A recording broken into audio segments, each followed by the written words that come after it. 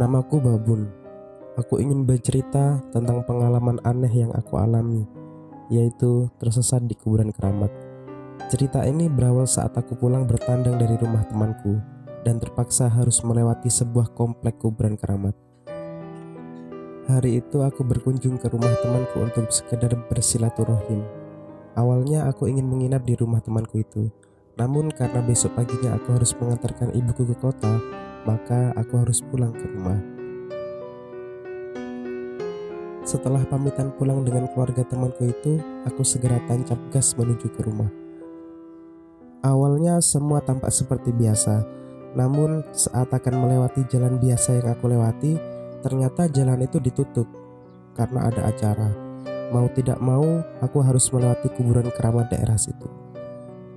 Waduh, harus lewat kuburan itu, gumamku. Dengan perasaan ragu dan takut, aku memutar motorku dan berjalan masuk menuju komplek kuburan keramat itu.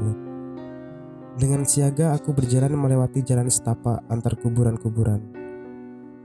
Aku tidak tahu pasti berapa luasnya, namun katanya area pemakaman itu tidak begitu luas. Mungkin sekitar 1 menit dari satu pintu ke pintu lainnya. Namun aku merasa telah 5 menit berjalan, belum juga melihat pintu keluar makam. Sebenarnya makam keramat ini tidak boleh sembarang orang melintas. Namun jika terpaksa tidak masalah, asalkan jaga sikap. Dalam komplek pemakaman ini terdapat kuburan sesepuh dan orang-orang yang dihormati pada zamannya. Aku selalu berkata, "Permisi, kula nuwun," saat melintas agar aman sampai tujuan.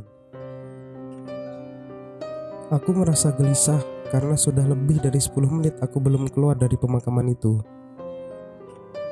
Aku mulai bingung dan rasanya ingin menangis saat itu karena aku sudah sangat ketakutan sekali.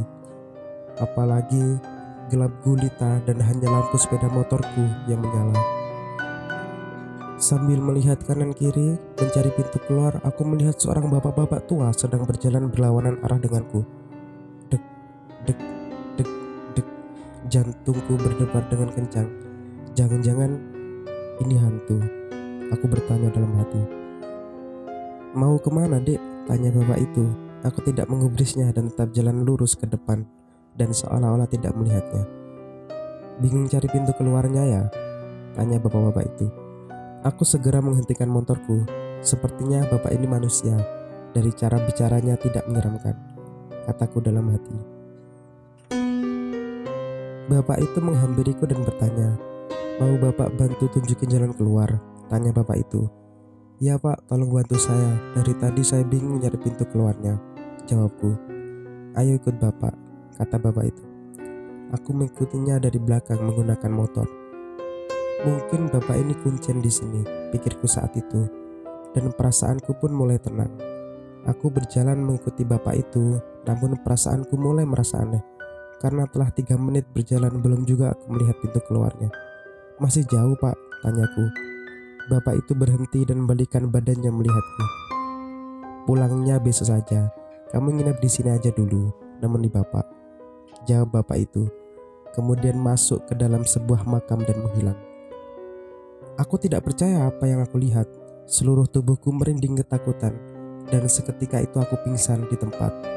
Keesokan harinya aku bangun, dan betapa terkejutnya aku. Ternyata aku semalaman tidur di kuburan sambil memeluk gundukan tanah sebuah makam. Aku segera berdiri dan menyalakan motorku yang tergeletak di sampingku. Kemudian langsung tancap gas menuju ke rumah. Setelah sampai di rumah, aku menceritakan semuanya kepada keluargaku, dan mereka cuma tertawa mendengarkanku. Mereka mengira aku tidak pulang karena menginap di rumah temanku. Itulah pengalamanku.